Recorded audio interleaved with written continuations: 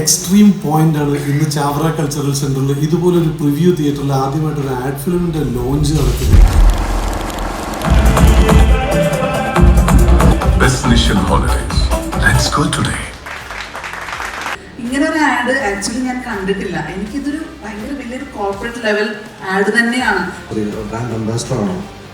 So അതിനും ഒരു second തോട്ടിലോട്ട് പോയില്ല. ഡെസ്റ്റിനേഷൻ ഹോളിഡേയ്സിന് ഇത് രസച്ചായിരിക്കും. 90 സെക്കൻഡ്സിനുള്ളിൽ നമ്മൾ ആഫ്രിക്കയിൽ പോയി വന്ന ടീം